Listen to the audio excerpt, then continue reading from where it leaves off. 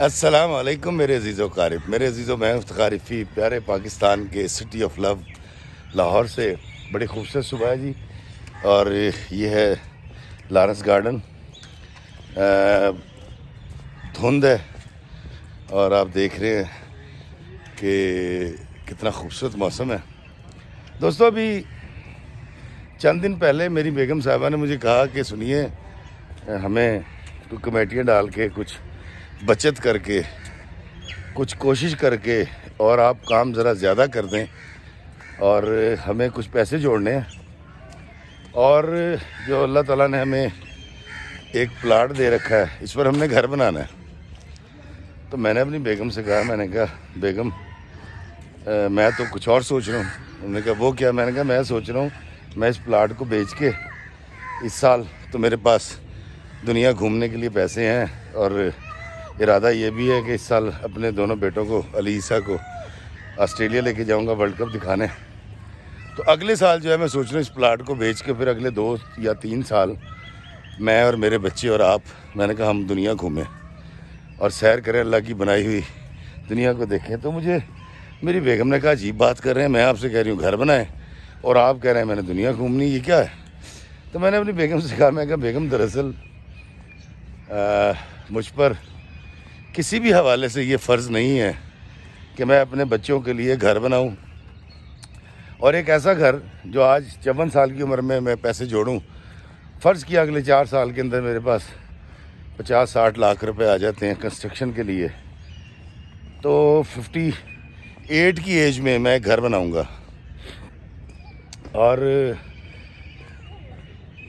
ویسے تو زندگی کا نہیں پتہ لیکن چلیں ایسٹیمیٹ کرتے ہیں 58 میں گھر بناؤں گا، 68 تک میں جیوں گا. مثال دے رہا ہوں، حالانکہ زندگیاں اتنی طویل آج کل نہیں ہوتی. چلیں اگر میری عمر 68 بھی ہوئی تو میں صرف 10 سال کے لیے اتنے سارے پیسے بلاک کر کے اور ایک گھر بناؤں جس میں میں صرف 10 سال رہوں گا. اور 10 سال کے بعد ہوگا کیا؟ 10 سال کے بعد ہوگا یہ کہ بیٹے کہیں گے جی کہ اس کو بیچو، ہمارا حصہ ہمیں دو. اور ان کی کیونکہ ہم شادیاں کر چکے ہوں گے تو وہ کہیں گے کہ جی میرا حصہ مجھے دو، میں نے تو اپنی بیوی کے ساتھ الگ ہونا ہے. تو میں کہا بیگم ہم جہاں رہتے ہیں یہ جگہ ٹھیک ہے، ہمیں زیادہ ضرورت ہوئی انشاءاللہ تعالیٰ ہم کوئی بڑا گھر کرائے پہ لے لیں گے.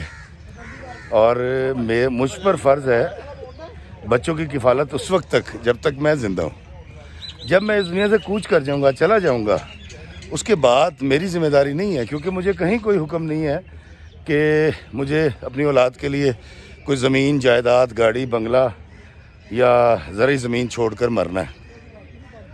تو یہ کل کا فکر ایک تو مجھے مت لاحق مجھے مت میرے سر پر سوار کریں، مجھے آج میں جینے دیں، اس کو انجوائے کرنے دیں. آج میرے اخراجات پورے ہو جاتے ہیں اللہ کے فضل سے، کل کی کل دیکھیں گے. تو دوستو میری بیگم کو میری یہ بات نہیں سمجھ آئی. میں نے ان سے کہا کہ پیسہ وہی ہے جو میں خود کھا لوں، خود پر لگا لوں، خود برت لوں، یا اپنے ارد گرد اللہ کے بندوں پر کوئی آسانی پیدا کرنے کے لیے ان کے اوپر خرچ دوں.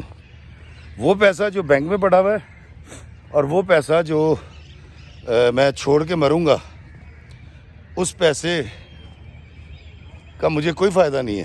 مجھے تو صرف اس کا فائدہ اس زمین جائیداد کا کہ جو میں خود برت سکتا ہوں، اس کو کھا پی سکتا ہوں، انجوائے کر سکتا ہوں، پہن سکتا ہوں، اور اللہ کے بندوں کے لیے کوئی راحت پیدا کر سکتا ہوں اپنی دولت سے، اپنی زمین سے، اپنے پیسے سے.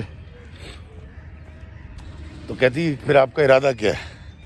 میں کہا بیگم میرا ارادہ تو یہ ہے کہ میں زندگی کو جس طرح سے خوشی سے انجوائے کروں گا، اور جب میں مروں گا تو میری کوشش یہ ہوگی کہ میرے دونوں ہاتھ سکندر اعظم کی طرح خالی ہوں.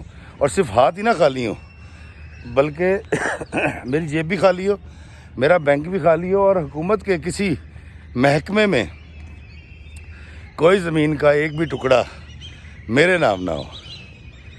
اور اگر کچھ ہوگا تو میں اللہ کے بندوں پر خرچ دوں گا اس کو، کیونکہ انسان کو اس کی صحت اگر اچانک موت نہ آئے تو اس کی صحت اس کو بتاتی رہتی ہے آہستہ آہستہ کہ کس طرف جا رہے ہیں، کس طرف کتنا کمزور ہو رہے ہیں. لیکن دوستو ارادہ یہی ہے زندگی میں کہ جس طرح میں روزانہ ویڈیو بناتا ہوں یا کتابیں لکھتا ہوں، یونیورسٹیز میں جاتا ہوں، وہ تھوڑا بہت علم جو تھوڑا سا منا سا میرے پاس ہے، میں وہ بانٹتا رہتا ہوں، پھیلا دیتا ہوں، لوگوں تک پہنچا دیتا ہوں۔ تو میں نے سوچا کہ میرے پاس جو بھی تھوڑی بہت جمع پونجی ہوگی، حالانکہ ویسے تو میں بنیادی طور پہ ایک غریب آدمی ہوں، بہت لینڈ لارڈ نہیں ہوں، لیکن دوستو اسی قسم پرسی میں اور اسی کھینچا تانی کے اندر میں دنیا کو گھومتا ہوں۔ آپ دیکھیں کہ 2013 میں پہلی بار میں نے پہلا لاکھ جوڑا تھا۔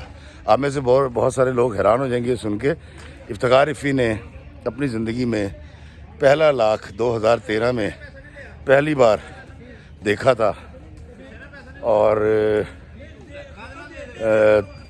جڑے ہوئے جب پیسے آئے تو میں عمرہ کرنے چلا گیا تھا۔ 2010 میں جب میں نے پہلا ڈرامہ لکھا سیریل مٹھاس، اس سے مجھے 1,30,000 روپے میں نے وہ ڈرامہ لکھا تھا، تو میں نے 60,000 روپے کا اس وقت ایک اے سی لگوا لیا تھا گھر میں۔